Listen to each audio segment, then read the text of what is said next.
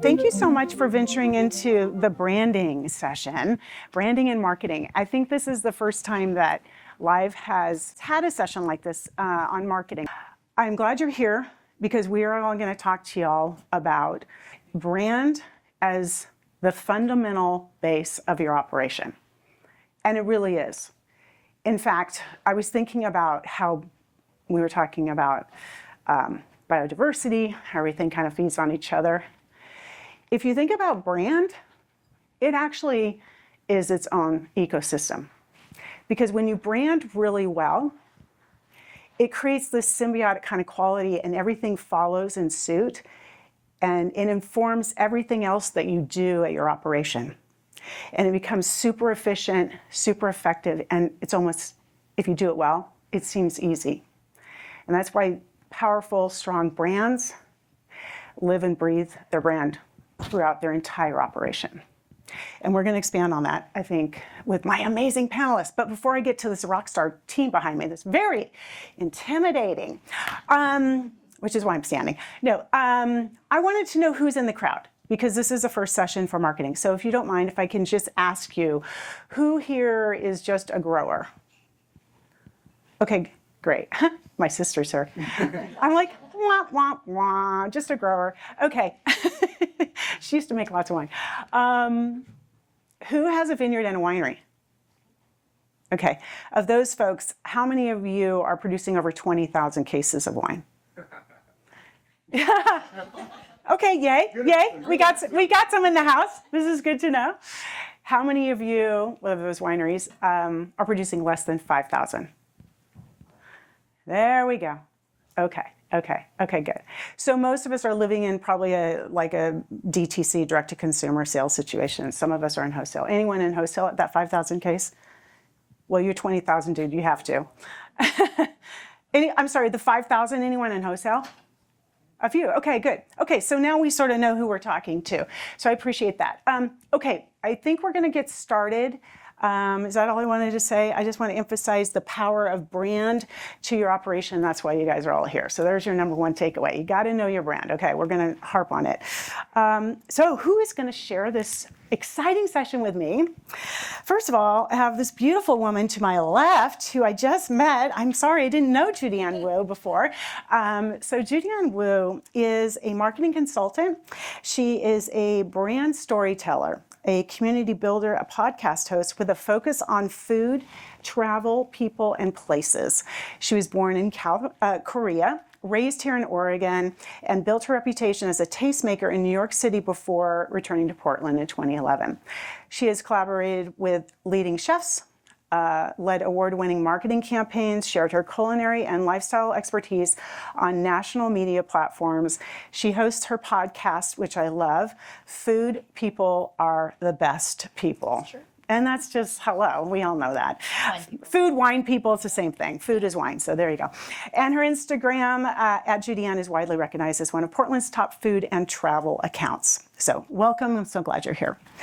She also worked for Travel Oregon for many years in public relations. So I know she's not as old as me, but she is gonna talk about, she's gonna talk about public relations. And I wanna hear like the evolution of PR and how is that feeding into marketing as we know it today.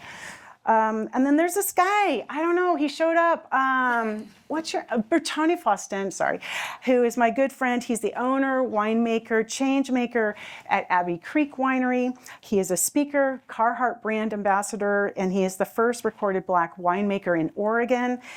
Through his bold branding, experiential marketing, documentary storytelling, which we probably have heard, red, white, and black, Bertony really challenges industry norms and expands conversations around diversity and representation. So glad to have you here. Thank you. It's great to have you. And then the coolest kid is this energetic woman who makes me feel really old, Nori De Vega. She even has a cool name. Yes. I want to talk about that offline, but whatever. So Nori is food and wine. She's a hospitality tastemaker, mentor for Wine Unify, a digital marketer and journalist, and founder of Tikim Portland, which is a collective that focuses on the advancement and celebration of Filipino cuisine and culture in the Pacific Northwest. She was born in Manila, Philippines, and spent her childhood navigating between the U.S. and Southeast Asia. As a creative thought leader with professional roots in enterprise brand marketing, her mission is to claim space for diverse voices and communities. She is a small business advocate, a tastemaker, storyteller, trusted voice in food and wine and hospitality space, and she's just generally super cool. So these are my amazing people. We are going to lead you through this idea of branding, its importance, and also how it moves you into marketing. So first of all, I think it's also important to note that branding isn't just logo. Because I think a lot of people just think, oh yeah, branding. I got my logo, I got my colors, I'm good to go. But the reality, as I mentioned before, is that branding is going to really inform your company about everything that it is. It's going to inform you about, your design, your label, but your voice, your marketing, the experience. If you think about every piece of what you do with your consumer, that is brand. Brand is influencing all of that, if you do it well. And it's really hard to do it well. You have to be very intentional about it in every facet of your business. But if you do it well and start it from the beginning, it really becomes this kind of cohesive connection. So with that, I just want to emphasize the power of brand, and that as you have this very valuable product, brand is going to amplify it for you. So you got to get that right. So I'm going to start with Judiaann and just ask you to please define brand for all of us. You're absolutely correct. It is more than the logo. People think of that all the time. And yes, that's your identifying marker. But brand, from a simple perspective, is everything you see, touch, feel, experience, smell, everything. So when a customer, consumer sees your product, sees your brand, sees your tasting room, sees you, the winemaker, you are a personification, you are an extension of the brand. So this is how you talk, how you dress, how your tasting room looks, how it smells, how the label looks, how the packaging looks. It is your voice, your spirit, your value system. And so it's an exercise that's worth taking to understand. Everyone thinks you need to hire a marketing agency and go through this. And for many small businesses, you'll get there eventually. But starting off in the beginning by having an understanding of yourself is very important. You can do this on your own of what do you believe in? What is your brand about? What is your brand story? I'm a storyteller. My background is creative writing, and ultimately you all have to be able to tell your story. And we'll get into some very practical things. For me, it's very important that you leave here with some real practical tips on what am I doing? Here's my punch list. This is my to-do list when I leave this workshop to kind of improve your marketing. But before that, just to take a little time to be introspective about what you stand for. Why did you get into winemaking? Why do you care? What is your story? Whether it's a family history or whether you're the first of your family to start, and then why Oregon? Why Washington, Idaho? What brought you to this region? What is your philosophy in winemaking? What differentiates yourself? And unless you understand that yourself, it's going to be very hard to convey that in your marketing materials.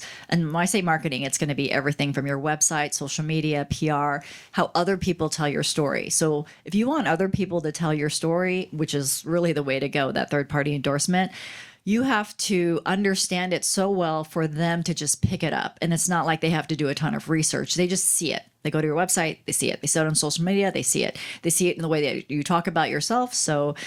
But it is an exercise, and we can get into more details about how you get to understand your brand story. But from a simple perspective, it's everything you see, feel, touch, experience. Yeah, thank you. So right. And I think that, if you were to hire a creative agency to actually help you through this exercise, some of these agencies will take, 3 weeks to identify your brand. That's how much time is vested in discerning and identifying your brand.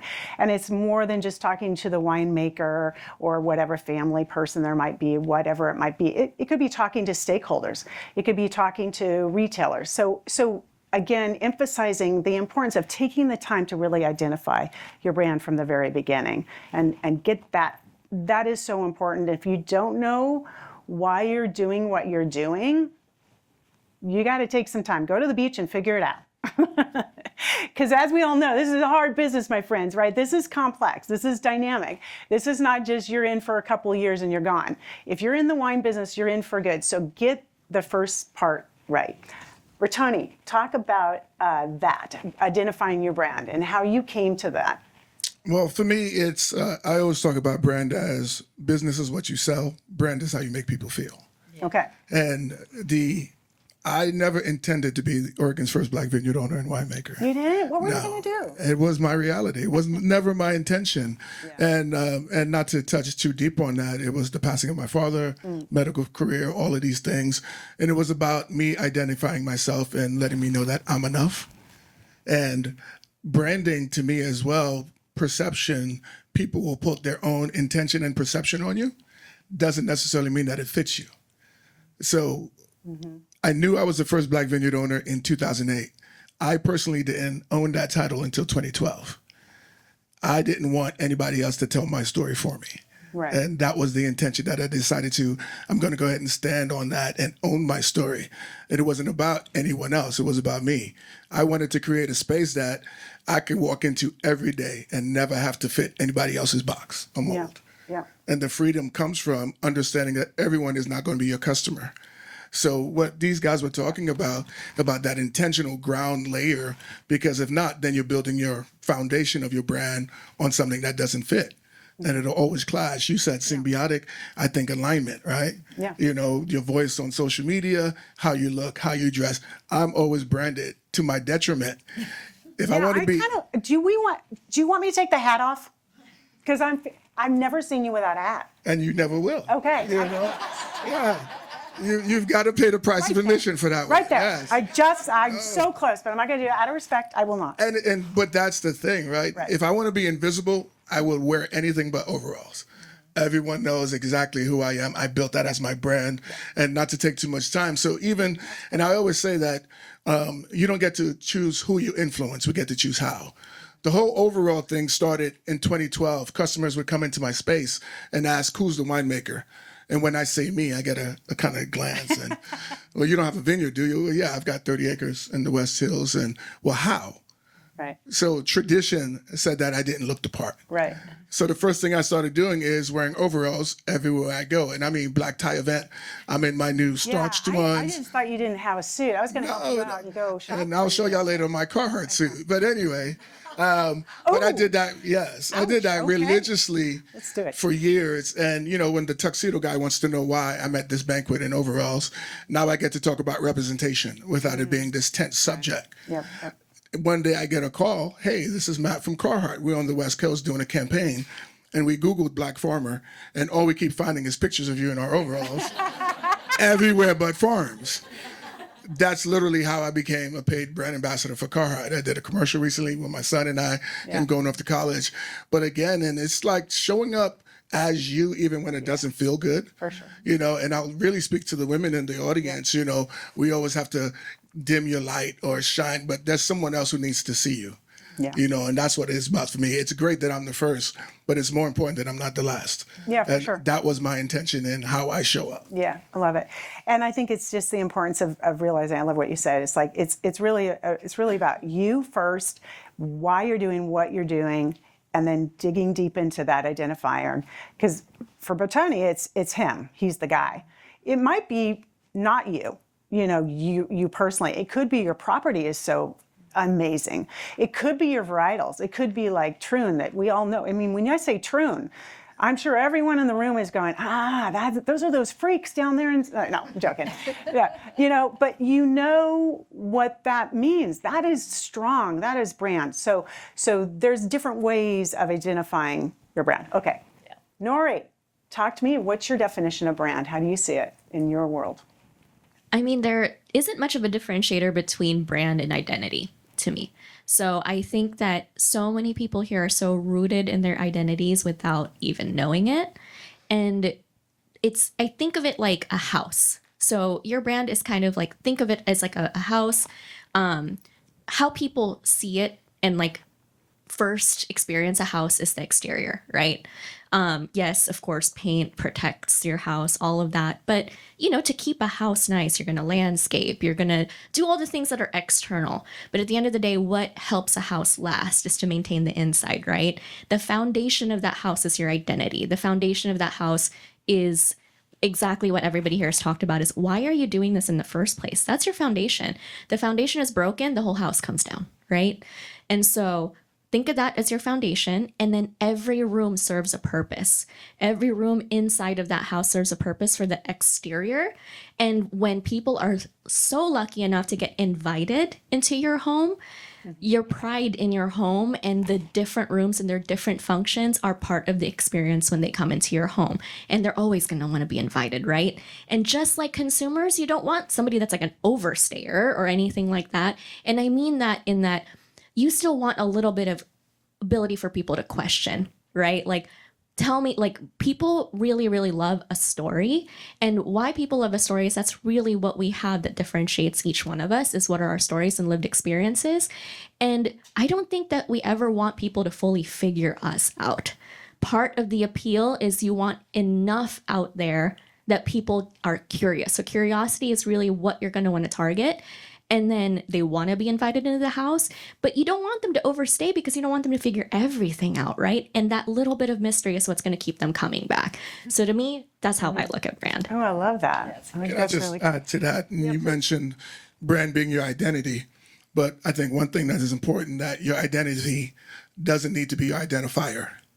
A lot of people get stuck in the small batch family handcrafted. Yeah. Okay, so what? Yeah. You know, what else are we giving them? for sure. And for me, it's about that connection point. That's why people come back. Right? Yeah, for sure. Well, yeah, and I mean, like, I can tell you from my experience, it's unfortunate Luis is in the room with me right now, but, you know, I would be where I got off, you know, Texas somewhere at a wine dinner, and I'd be telling, you know, the history of my family, you know, why we were making wine. And then we would talk about the Pinot Noir, then we would talk about the Chardonnay.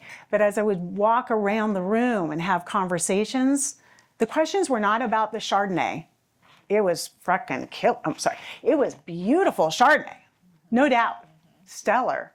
But the questions were, so tell me about your daughter. You know, what's your dad do?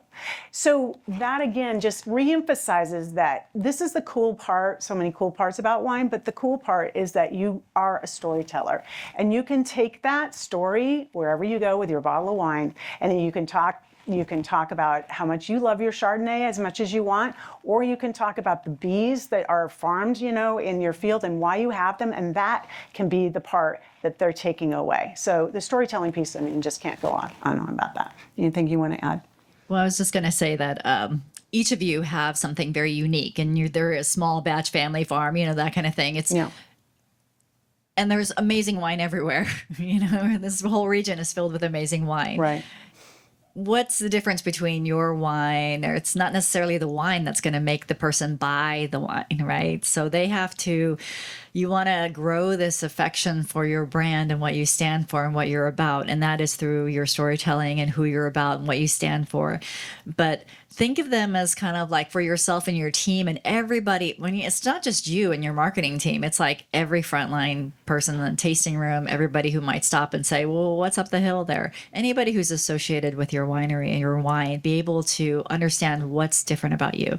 And if that means just distilling it down to a couple bullet points, do that exercise. I mean, I tell everybody, make it easy for people to tell your story. So like have a bio, have a boilerplate, right? Have 3 versions. Have like a full size one, you know, maybe 200 words, maybe more.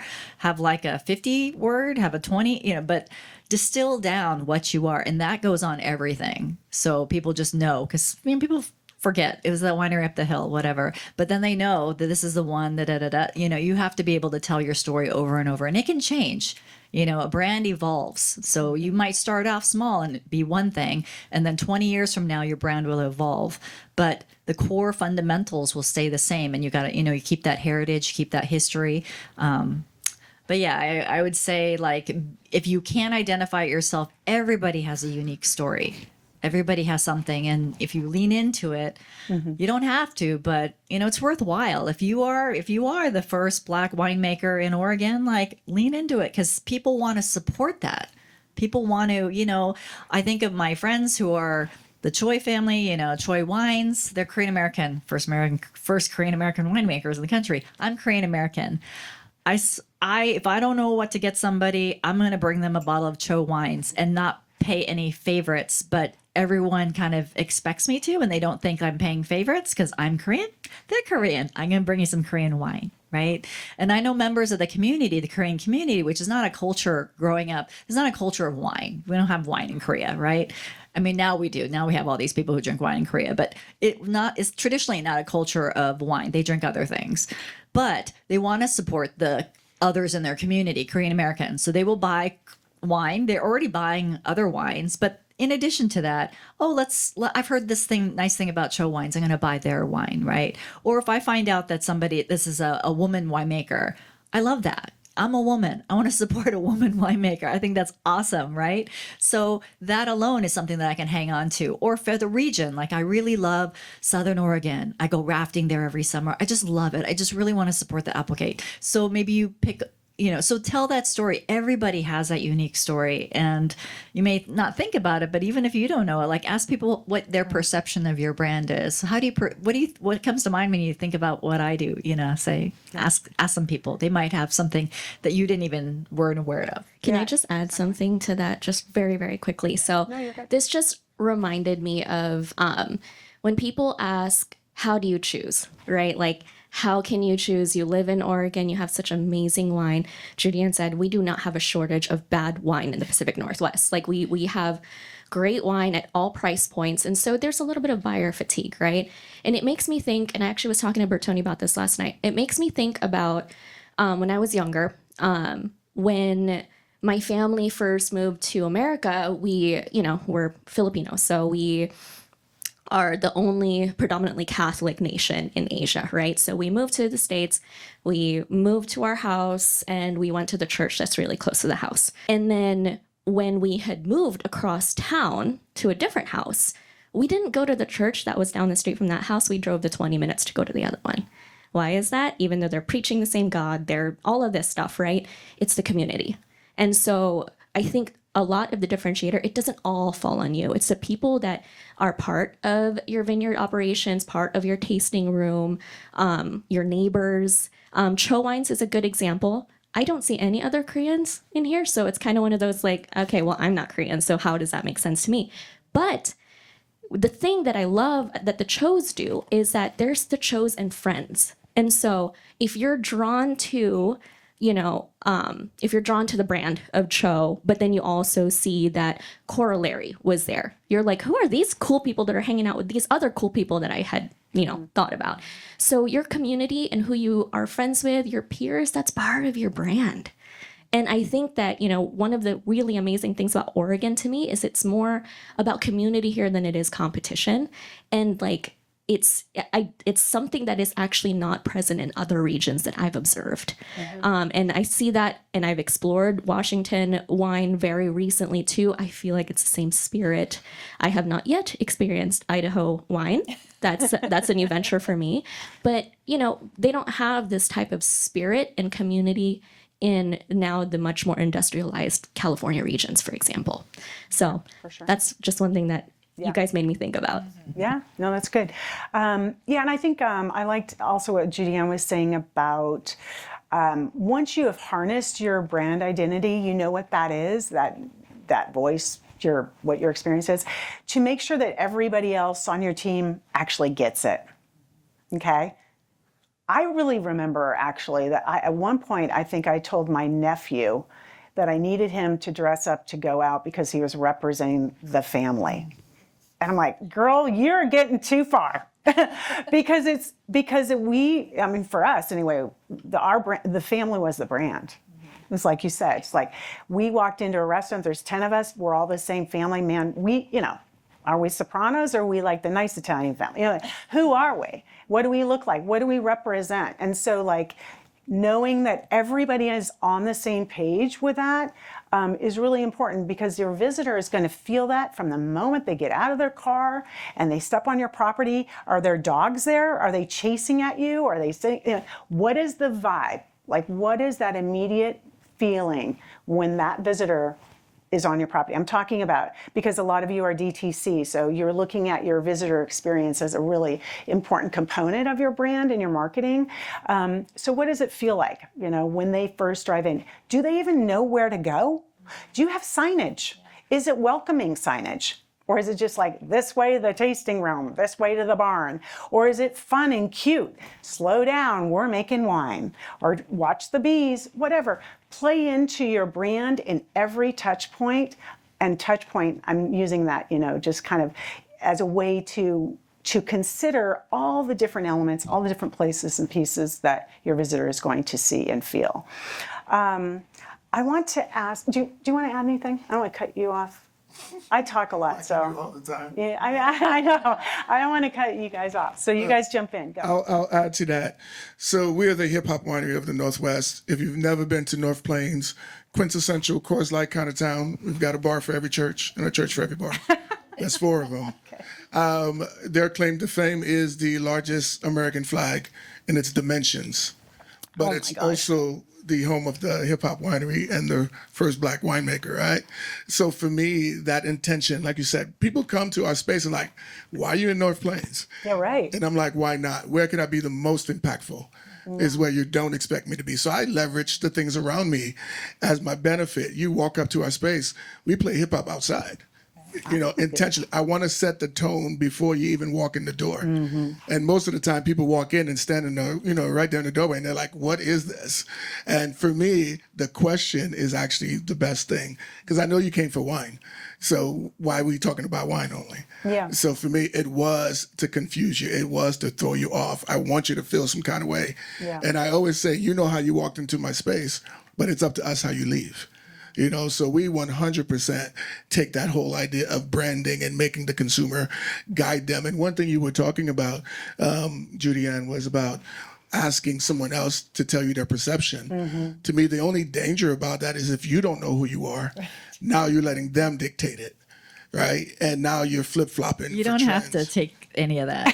You could, I would say a trusted person. Well, correct. But again, and we say some stuff, and if we don't distill it down, people will be like, I'm going to ask every member that walks in the door, what do you think about me? I don't care what they think about me. That was the first thing. My freedom came from accepting that everyone wasn't going to be my customer. And that's how I dial in. We had a situation, and this is Elise here in the front. She's my director of brand experiences.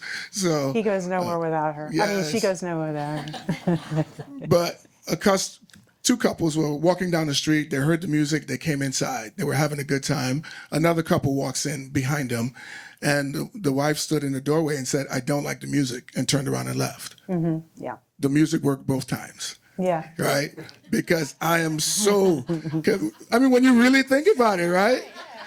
So that everyone not being my customer, I had to learn to remove the emotion of that. I'll go call another place. Hey, Maria, can you take these 2 people here? Because I don't want them. So you can go ahead and have them. Well, no, I think that's really true too. And I've heard this a lot in the wine community where people are like, whatever, I had to shift something with my tasting fees, and now all my club members are upset with me, or I decided no more dogs and now everybody hates me. And I'm like, you know what? It's the same thing. It's like, if it doesn't work for your brand, then it doesn't work. There are, plenty of other places for people to go. You either make the decision you're going to have dogs, you're going to have your kids, you're going to have, a flight of, for $50, or maybe it's $10, or hey guys, how about something that's just like on the house for a minute, and people you're not going to please everybody. And that's okay. That is you being really smart and intentional with your brand. And that's what you want, in my opinion, because I think that really harnesses this whole power piece of the brand, and you, to your point, attract the people that you want. Okay. So I'm just going to add to that. So when people ask me what I do, I ask, do you know what I do to pay my bills, or do you want to know what I do to fill my cup? Those things are very different. I don't do this. I am not a journalist and influencer full time, because it can't salary doesn't support my lifestyle. So I actually am in tech marketing. So I am in corporate marketing. I live and breathe the marketing jargon. One of the things that I want you guys to like take from my experience is we're always talking about what we call the IDP. That's the ICP, the ideal customer profile. So as part of your brand identity, I think we got really, really deep in like, know yourself. Okay, got it. What if you're a person that you're just like, I live and breathe, like things that I don't think people will be interested in. I beg to differ. They would be, but you also need to focus on who do I want to invite into my space, and then lean into how you would market to those people, right? Like I think that if your ideal customer is, somebody that lives in Eugene, is kind of a hippie and woo-woo, like whatever, if that's what you're interested in, maybe your brand needs to go a little bit that direction and be proud of that. And that's what you want, right? And I think that that's exactly what you were saying, Bertony, of like, you don't want somebody that's like, turn down the music, this sucks, in your tasting room. You don't really like want to hang out with them, but there are plenty of people that do, and those are the ideal people that are drawn to the brand, are friends with people that are also into that brand, and then they're over dinner and they're like, this wine's fire, what is this? Right? And so I think that having a very, very clear understanding on who you want to attract to your brand is really powerful. Definitely. Thank you. I've even doubled down on that to my members. We don't have a wine club. I call it a wine tribe, because you get invited into it because of what you bring to the table. So in 17 years, I still have less than 100 members. There you go. And it was on purpose. To me, I think members cost you money. They give you Yes. consistent money, Yes. but they cost you money. And whenever I'm at a industry thing, I hear all of the tasting room staff complaining about a member, and it's like, well, why have them in there Yeah. if they're causing your staff grief? What are you telling your people that because they bring you money? And my thing is, what is their money costing you at the end of the day? Well, they bring you money, but I always had an issue because they actually are buying your wines at a discounted rate. So I was kind of like, well, yeah, but they're getting free this and this and this and this. And I'm like, let's do the numbers on that. So if I could rewind on the wine club, I probably would have, if you want to be part of my club, I'm going to charge you. Like a country club, I think there's pretty high rates, right? It's like, if you want to come into my club, this is what, and again, you're sort of like vetting who your customer is, but we don't want to go back to those days. Now we're all about being open. But I think. I'm not about being Okay, well, No. well, we do have an issue with accessibility in terms of, trying to get more people into wine. And it is a question for you, but I want to move into some deeper meat here because of our time constraints, and then we can do extra credit if we have extra time. Okay. So I want to talk about, the segue from like old-fashioned press releases and this is who we are to public relations, and now we're in this world of digital media, social media. It's exhausting. I personally hate it. Sorry, guys. I'm not from that world, so I'm like, I do not want to take a photo of myself. I know you're gorgeous over there, but I'm just like, I don't want to see it's too much. So enough of that. I want to know, how do we, and I think a lot of you in the audience here are probably single operators, or maybe you have a small team. So talk to me about the power of social media. This is going to go to you too, but how do you address it? Well, everybody has skills. You need to identify your skills. And if social media is not your skill, you need to find somebody who can do that. Because not everyone can grow wine, make wine, market wine, sell wine, do social media, and do it well. It just doesn't make sense. None of us have skills across these kind of desperate areas. So I would say find someone on your team or hire somebody, a contractor, to manage it. And it's much more affordable than most people think. You don't need an agency. There's a lot of very talented people. I'm not going to plug myself, but like I was marketing director, marketing VP at various companies. I chose to be independent because of my lifestyle and what I wanted as a mother. But they will hire, you get basically a senior level person working on your account at a fraction, it's like a fractional CEO or something like that, but for social media. And social media is something that I often really push for small businesses because it's one of the most effective ways one of the most measurable ways, immediate impact, where you will see on social media. Whereas advertising is advertising. Everybody sees, we can talk about social media ads and things like that, but advertising is everyone's looking at it. They know they paid for you to see this. And so there's already like a barrier. They're like, I know it's an ad, right? And then PR, traditional PR, if you're doing traditional PR is great, and you should always continue to try to get that long form story. Those are great for like long form stories. Tell your history, tell your background.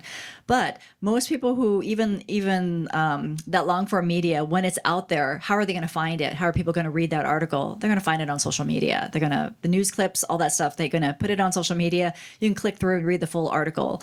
But social media is, you can have content creators come in. You can have wine people come in. They may not have the authority to write a huge article, but their reputation is really important. So if they're posting on their page, if they're posting in a way that's, they're just visiting, all that. And your job is to reshare that, to amplify that, to get the most bang for the buck out of that. And again, it doesn't have to be you. It has to be whoever is managing your social media account. And don't go to the youngest person on your staff. I always get this at companies. They just find the youngest person on their staff. They must know how to do whatever. And what's wrong then is the brand voice is off. It sounds like a 21-year-old writing your copy. It doesn't sound like the voice. The editing style is totally different. And maybe you are trying to attract a younger audience. And maybe that's part of it, is social media is a little less formal than maybe your website, but there shouldn't be any jarring different like brand tone as far as your social media as than your website. But I have to say, like, social media is really inexpensive for the cost of hosting somebody for a tasting or an experience, and then help them create great content, because it is a visual platform. It is photos, it is video, it is storytelling. So if they come into and you invite them for a tasting in the tasting room is pretty, but it's nothing really, really spectacular. What are they going to show? Like them swirling the glass and talking about it. And they may not be like wine people, they love wine, they love food, they like the area, but you have to help them. So maybe you give them an experience, or show them or tell them like what is distinctly unique, because they are trying to create content for their audience that makes them look good, right? Like they're in the know, or they have something unique to share or tell, or they want to maybe elevate their authority as somebody who really knows the wine region, that kind of thing. So we have to help them. So that's, again, where we talk about those little bullets of like, these are suggested things. Like I never use any talking points that are ever given to me, because I want it to be authentic to me. And you shouldn't want that either. But it helps them get to their point faster. Like, what is different? These three things. So they're going to include that in their organic, natural way of telling their story, in their own caption, in their own voice, in their own voiceover. But social media is really, like, for every small business, if you're not doing your social media, like, spend just a little bit of effort, find the person, because you will see results almost immediately. And you can track them too. So you can see what's working and what's not. So you're talking about influencers, though, right? You're talking about how to bring them in. Right. How to bring them in, but also like when they come in, the ads that are most successful are the ads that are made by other people for you. So they come in, that reel or whatever organically does really well. Like, say you invite Nori and she comes to your tasting room. She has a really cool wine experience. She's not just swirling wine. She's actually learning something cool. She's sharing it with her audience. That content, you're going to reshare it immediately on your feed. And it's somebody else, third party, saying that she already has an audience where they trust her.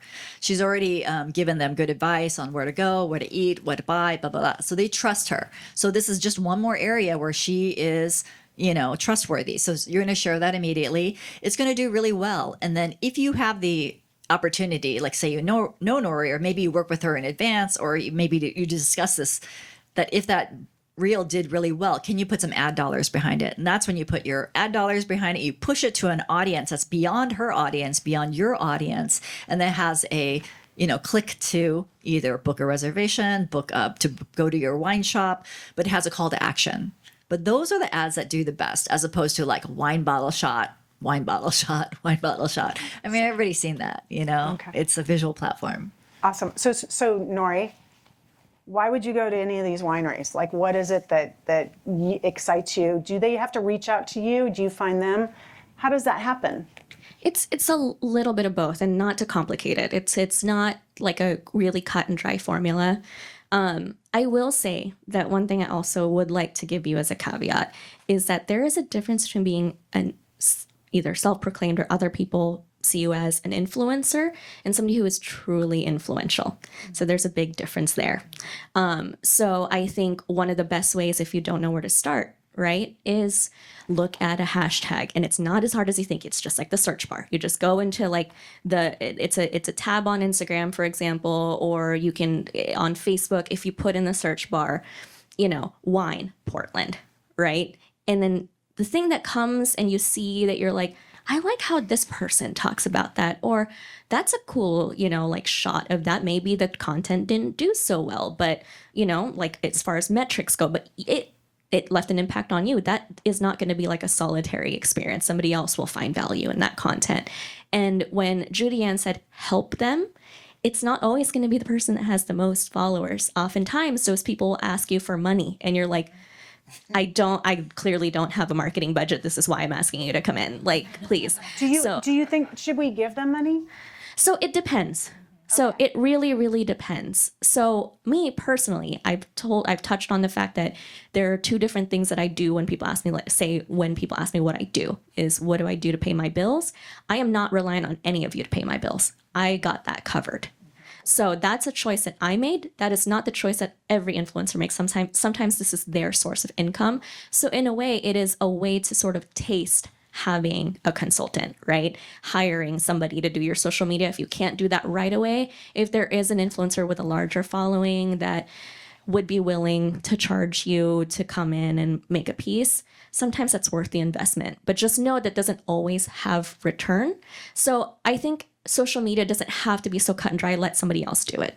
Another thing that I think makes people not want to post or dabble in social media is that, oh, I didn't grow up around this. Oh, I'm not a digital native. Oh, how do I make a digital native? I am so not a digital native. Yes, okay. Yeah. Cue on that. There's people kind of are hesitant because they're like, I'm not a social media person. I'm like, honestly, nobody who's a social media person, at least who isn't older than Gen Z, was a social media person, right? And so some of the people that I've chosen to follow on social media, their videos are shit. They're not even good. The production is horrible. But they're either talking about something that I'm interested in or whatever else. The key is just do it. Just post something. Even if something you don't think anyone's going to care about, honestly, you'd be surprised people are actually surprisingly interested. A good example is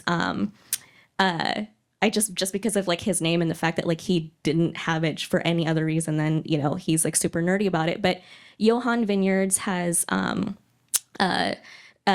their grower, the person that helps with their plants and stuff. His Instagram handle is Grape Cowboy. Yeah, and then so hey Casey, her husband. She's married to Grape Cowboy. But you don't go on Grape Cowboy and you see 100,000 followers. It's actually a very niche amount of us that follow him. But he's so nerdy about the plants and the dirt and all of that. Mm-hmm. And I'm a city girl that has nothing to do with that. I'm scared of bugs, things like that. And his content, because he would just post about it. I look forward to a post from him because it's literally driving through a vineyard. I'm not going to do that. This is cool that this guy can take me on that. That's the power of social media. Just post about things that you care about and somebody will find it and be like, I'm also interested in this, even though I know nothing about it. So just keep posting and don't care that there were 2 people that liked it. Just post it. So Nori, is it important that we talked about, don't get the youngest person to do your social media? And by the way, I'm at Linfield University and I can't tell you how many people are like, hey, do you have some young kid that can come and do my social media? A random kid. I'm like, well, actually, I don't know. But the consistency though, because you're saying, so who's doing it? Should it be one person on your team that's assigned to do that? Or is it okay to have multiple people sending it? I mean, because if we're talking about brand, how do we ensure that that brand is being curated through social media if not one person is doing it? And so then it's a question of investment of time. Because I'm thinking people are one or, a single or second 2 people are operating here. So how Talk to me about that. Should it be one person that's doing this, or Ideally, it should be one person who manages, oversees it, because they're also managing the content calendar, so they know what's coming up. But they should be working with a team of people. So if it's whoever's actually doing the thing, then but they're having regular meetings to say what's coming up. So when you're planning out your calendar, like every month there's something happening, every week there's something happening, and you have things that are evergreen content you can plug in anytime. Right? These are, and you're also going to retell your brand story all the time. This is something that I tell people, like, you're going to get new followers all the time coming to your page. Just because you told your story like last year or 10 years ago, you got to retell that story. So retell it in a slightly different way every few months, and then chunk it up. So no one wants to watch a, really long video. So chunk up your story and chunk up your message, whatever you want to, and disperse it around. Like your page, let's just talk about Instagram. Well, when you go to Instagram, it is think of it as a collage of your thing. So, look at it not just from the individual feed post, but think of like, do you have a story here? Do you mean like this is storytelling? This is like a photo. This is like tasting room. This is like vineyard. This is like animal. This is like winemaker. So there should be a variety, and they should kind of shuffle through all the different buckets of content that you're creating. I manage a bunch of social media accounts, and I have an assistant. But it's very clear like what she's doing. So she's doing stories, and she's liking and commenting on everybody. Because like for me, I'm creating content for the brand necessarily, and I'm helping them with their social media voice and getting people to look at their pages. But she is doing community engagement. She's making sure that every single time somebody tags that vineyard, that she likes their post and comments, Right. So they know that this vineyard, they saw my photo. And if it's nice, we're going to repost it, and say, thank you for coming. And, answer questions on DM, like, what are your tasting room hours? Like she's answering all those questions. But it is very helpful to have, you can have multiple people on the account. For example, you go on vacation, watch the account. But it is helpful to have somebody who's like taking ownership of that. And not to say that there's not young people who do this really well, but, my background is also, public relations. So when I worked for Travel Oregon, I was head of global communications. And a lot of what I did was crisis communications. The coyotes are getting shot. Somebody shot the seals for the salmon. Like all these people, someone died at Multnomah Falls. These things will come up on social media. And if you don't have somebody who understands the importance of how to handle a negative comment, or there's bickering going on between people and a little fight, like there was a lot of that going on, like Black Lives, and I have a lot of restaurant accounts and a lot of stuff. And people did not know how to manage their account.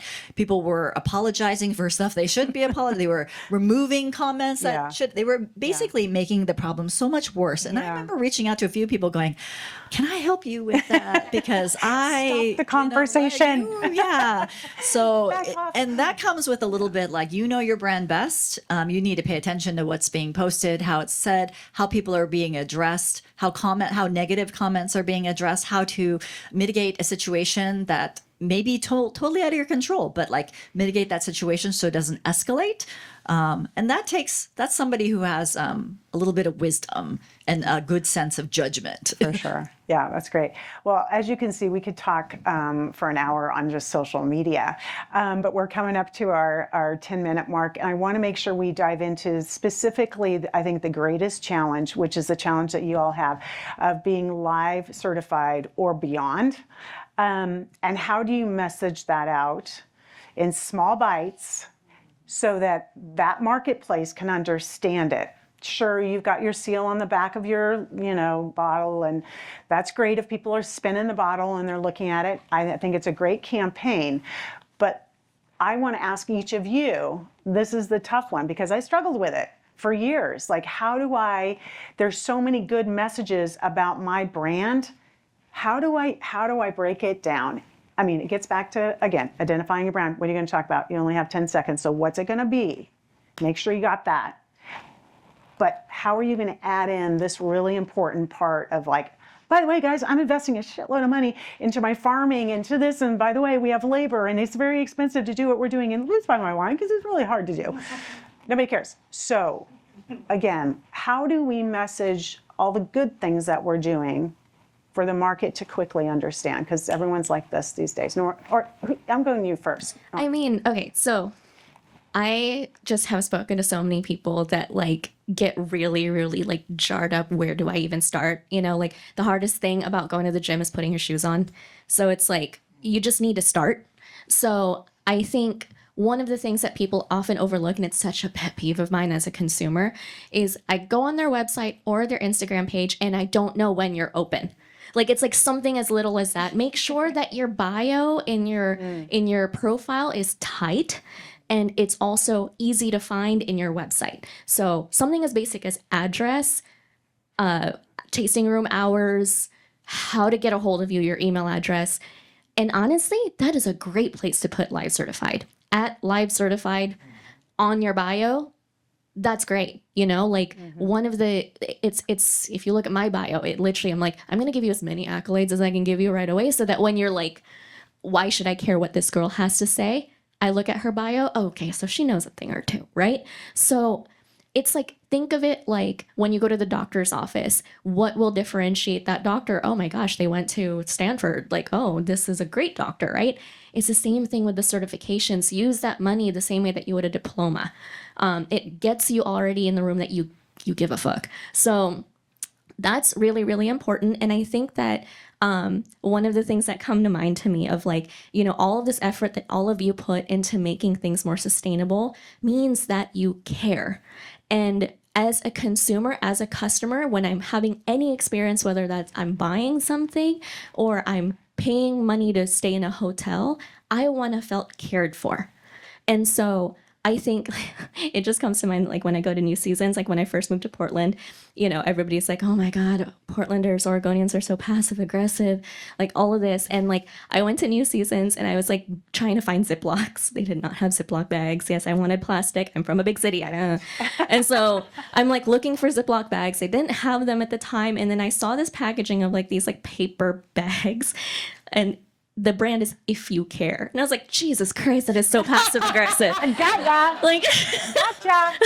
like, Gotcha. and yes, of course, I'm like, I do care. You're right. And then I caught myself, you know, like big coffee culture in Portland, right? Like I started buying like the filters that are the If You Care. They're unbleached, you know, compostable, all of that. Yeah, it costs 10 cents more than the other one, but I started buying that. I think it's the same thing. Like put a little bit of that in there, right? Like, you know, it's really cool to care about the environment. It's really cool about like to put what you put in your body. We're all up against this, you know, rhetoric right now that all alcohol is bad. You'll get cancer if you drink wine. Like, you know, it's on us to be like, okay, listen, like if you are going to imbibe and you're going to consciously consume, I do everything I can in my power to make sure that what you're consuming is sustainable, is better for you. People often forget. This is another thing that I like try to drill home to folks is people often forget that wine is an agricultural product. Like consumers forget that it is not much different. What is in wine is not much different than what you're having in your salad. You know, it's things that grow from the earth that are made by humans. And we do that really well in the Pacific Northwest is we remove all of the other stuff that could come with wine. It's on us to tell people that this is I'm not the only one telling you that I'm doing this. These like live certified rock are also certifying that I have a responsibility to give you something that helps aid in your conscious consumption. Right. So I think that it's just part of the story. Put it in your website. Be proud. And I just want to jump in and say too, not to get into advertising, but the repetitiveness of it too can be very powerful too. So wherever you're putting it, if it's your bio, it's on the back of your label, you keep showing it, you become identified with it, and without even having to message it out, you know, specifically, and being a part of your whatever elevator pitch. How about you? Any words of wisdom for live folks and how to get that message to people? A couple of things. My thing is spell it out. The live stamp or certificate, it doesn't say much, right? Only to the people who know it, right? So spell it out. I'm a big proponent of teach people how you wish to be consumed and be okay. And that, hone it down to that one thing that you know you can live after and talk about always consistently. Your team could follow it because there are a lot of moving parts. I mean, the first session today, we learned so much, from Darcy and Garrett. But pick that one thing that okay, I don't care who comes at me, I got you. Tuesday, Wednesday, 2 o'clock, 1 o'clock. And then that's where, to me, I guess the confidence in your brand comes from, because you told them, I'm great at this. This is what lives means to me. And it's about passion. People want to feel something when they come to your spaces. Yeah. Right? Yeah, super cool. And I love, we have such an opportunity to educate, continue to educate. And, we were talking about the cowboy guy, what is cowboy? Great cowboy? Sorry. But how great to have those visuals. And I think we do need to get the market to understand that we are agriculturally based. I mean, you said they forget. Actually, I don't know if they ever knew that we grow grapes. Like, this is what we do first. And so to get them into the vineyards and show all the amazing techniques, the practices, the painstaking details that you all put into that work, let's keep showing that. Let's keep educating people, because that is so, so important to the sustainability of our industry too, because when they want to bring a data center in, you guys, we got to tell them why they can't. Okay. Actually, just real quick, Maria, I actually really love that you said that. That's a really low cost way to engage and differentiate yourself with influencers. If you are inviting people to tell your story for you, is inviting them into, I am through and through a city girl. I was born in Manila, Philippines. It's as metropolitan as it gets. I tell people it's like New York on steroids. And so when I moved to Oregon, I can cosplay being like outdoorsy when I go to vineyards, right?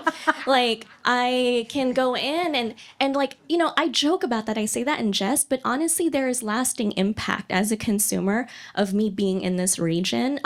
A really good example is Troon. Like, when I first and only time I went to Troon in Southern Oregon, it was like my first familiarity into Southern Oregon. I went to Troon, and Garrett gave us this really, we didn't even get to tasting wine until like the last 10 minutes of our visit. Like, we didn't even, we got a welcome pour and that's it, to start. And then we just went right into the vineyards. We went right into the composting area. I will tell you, and he was like, I take that as a compliment, Nori. He is the first person who effectively made me think worms are cute. This cute little earthworm was just doing its little job. And I was like, wait, they're actually kind of cute. I'm not grossed out anymore. That is actually very impactful. That is for somebody who has only thought oh my God, bugs are cockroaches, right? Knowing that there are beneficial insects, all of that. Yeah. One of the things that I also I go to Champagne every year, for example, right? I say that the general consumer's like, okay, bougie. And I'm like, no, actually, I'm going into and meeting the grower producers, which we have down in the Pacific Northwest. We're all grower producers here, right? For the most part.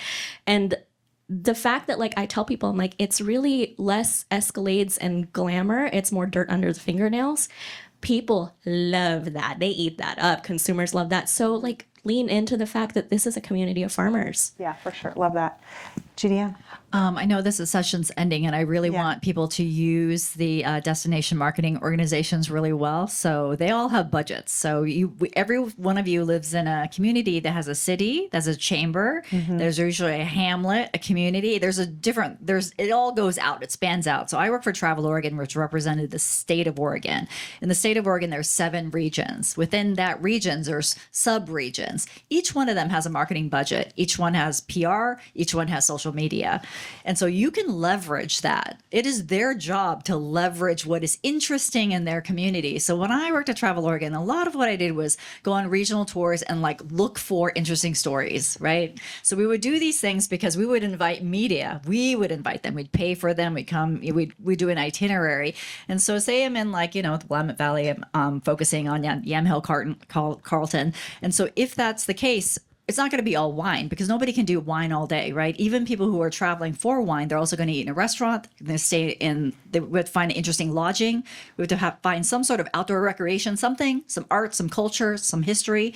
So we're building this itinerary out and we're doing it by interesting stories. And so it's in my best interest to know what's happening in all these different regions, who's doing what, because so much of the Oregon story is the Oregon food and wine story, right? So I need to know around the state who's doing interesting things, what makes them unique, unique in every single nook and cranny, right? And the ones that always come to mind are the ones that are really easy to work with. So that means they invite media. They're like, hey, if you have any media coming, let's host them. We're all for it. We'll set up we'll take them out on the tour. We'll do the barrel tasting. So the people who raise their hand and say, I would like to work with media, please, right? It doesn't cost you anything other than to say, hey, I'd like to work with that. Because their job is to recruit them, bring them in, vet them, follow up with them, and then amplify that. So they all have these budgets. So I would say find out who your destination marketing organization is. Make sure they themselves have visited your winery, tasted your wine, and understand what makes you unique. And then give them the assets, give them photos, give them that little blurb about you, give them images that they can use rights free. They can put in their promotional materials. They can put on their website. So everybody, that's like a media kit. So in your media kit, you have like your about us, you have your about the winemaker, about the owners, anything like that, about the actual space, photos, all your social media stuff, but definitely invite yourself to say, hey, I'm interested. Because I know that Travel Oregon, we took winemakers overseas. We had them pouring wines in different cities, different countries, because they told the Oregon story, the travel Oregon story. Like, why come to Oregon as opposed to go to France? Yeah, and just so you know, destination management, that means like Visit McMinnville, if you know Visit McMinnville, or Tualatin Valley Visitor Association. So that's what those are.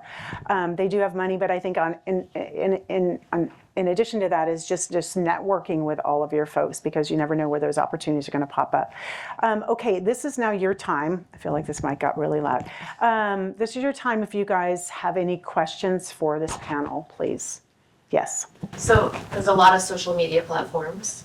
Which four would you prioritize? I'm absolutely Instagram. Yeah, I think there's certain industries where TikTok is really like you need to be on TikTok. The wine industry, they're going to be on TikTok anyway. Some people will be on TikTok talking about your wine. But if you had to kind of focus your energy, Instagram is the inspiration platform. It is where people go for inspiration. So the things that do well on Instagram are things like food and wine and travel and things like that, things that you need, like insurance. No, like, things, no, right? Make insurance sexy. Let's go. Ready to go. And it's very visual. It's very visual. Yes. So I'm in a unique perspective because I was that middle of nowhere Texas town that you visited as a wholesaler for HEB. So I've been on that side of the business and on this side of the business now. And if y'all do produce more than 20,000 cases, I promise I sold your wine.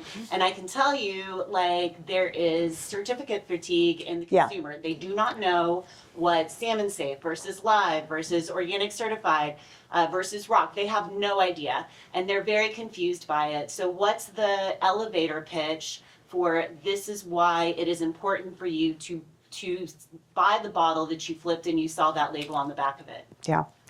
If I can, this is really you guys, but I would just say one thing that I think wineries didn't do a good job of back when I was out in the field was talk about vineyards first.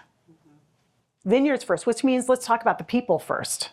And then let's talk about how many times and what they're doing and la la la. And then you're running into this. And by the way, we have this accreditation. We're doing this and this. We care so much about the vineyards. This is what we're doing. I think sometimes the pitches are all about, and this is our Cabernet. Great. I know it's a Cabernet. You're drinking and you're pouring it. Talk to me about something else that matters. And I think that this is always going to be, I think, a bit of a challenge because we have so many different accreditations, But I think we have to lead with, we are farming first, and this is how we're farming, and that's actually what's on the back of this label. But let's move on. So anyway, that's one thought. Again, it's the same thing. It's like I don't go to the doctor and look for their certification. I don't find my doctors based on, where did they graduate? That's not how I search, right? You search on reviews, you search on other things. Are they good at this? Did my friend have a good experience at this OB? Yeah. Things like that. Like it's not always going to be about the certification. This is why I say make it so obvious that you're certified. Put it in everywhere you possibly can put it. And then really, like Maria said, I think oftentimes people talk about the wine first. That is, I think, what I struggle when I go to Napa, for example.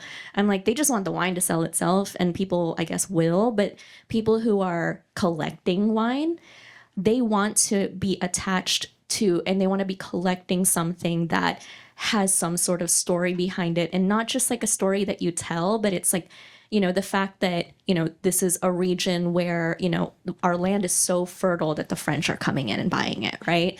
Like it's really, really great to go, like you said, vineyard first, human first, because that's a differentiator. We have so much good wine here that, good wine and certified for something, it's like, that's literally like saying like, oh, you found an organic kale salad in Oregon.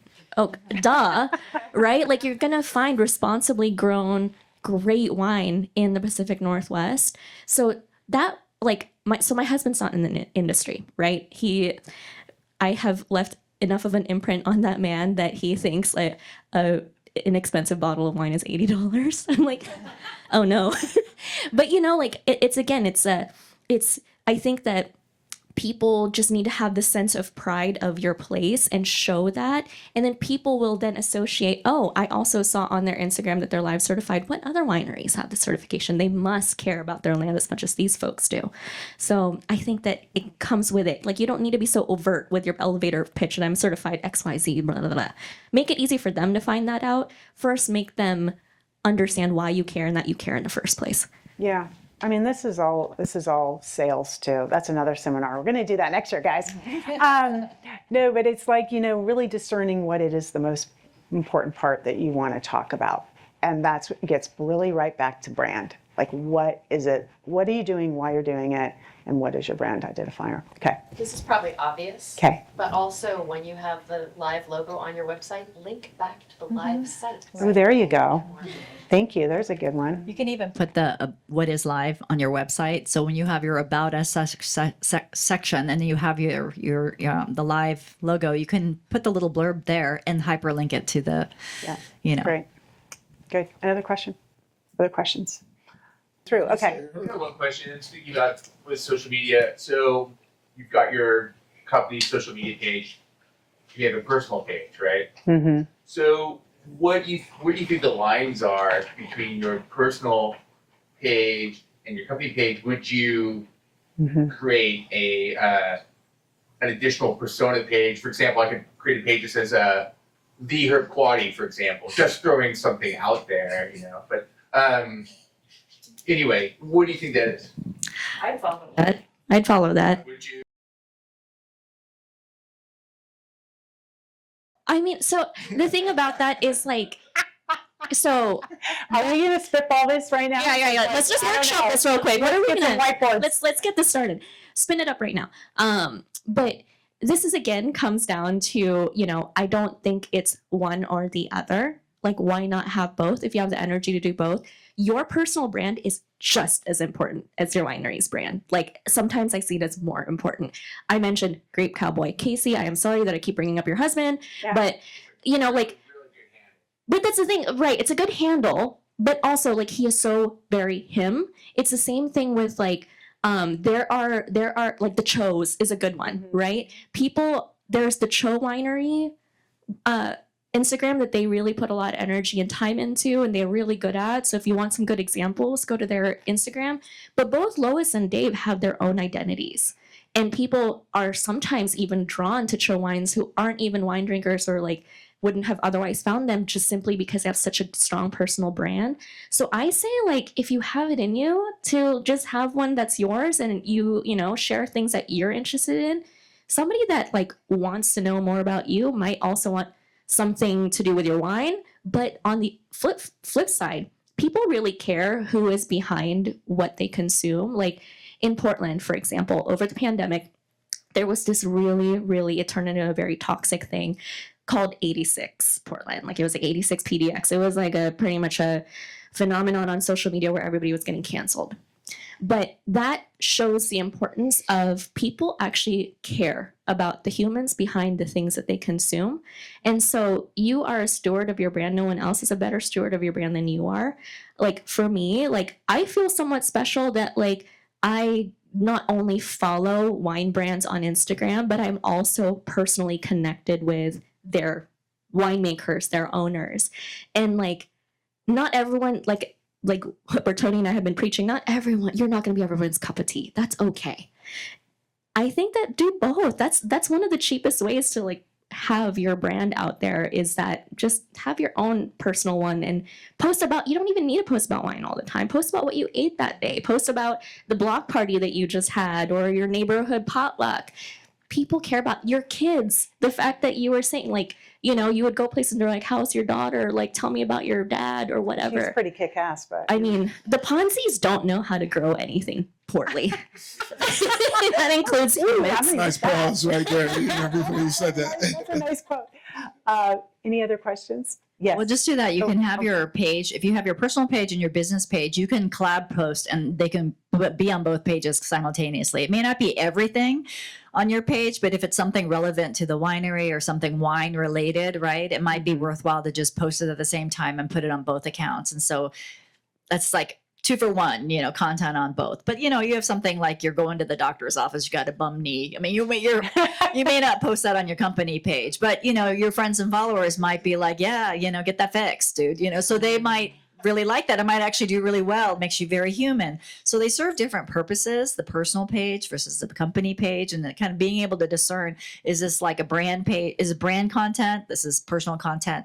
But there is value in letting people know, seeing behind the curtain, who is the maker, who is the person behind that brand. People love that. So even on a company page, even though you don't want your picture seen, if you don't want to be on camera, it's worthwhile because people want to see who they're giving their money to and who they're supporting. Yeah, good. Yes. Just a quick question. A lot of really wonderful ideas, largely good for people who are already predisposed to drink wine. Yeah. So I'm really interested in Abbey Creek because I think you're going for the non-customer. And you're growing the reality of or that space of people who now want wine. Yeah. And I want to go to your winery right now. Let's go. Well, here's the deal. We're going to wrap, but the bottom line, thank you. Not to cut you off, but I'm going to cut you off. Here's the deal. We are in the business of storytelling, like period. If you are sitting in this room and you are making wine, whether you like it or not, you are in the business of storytelling, and it is your responsibility to tell that story, okay?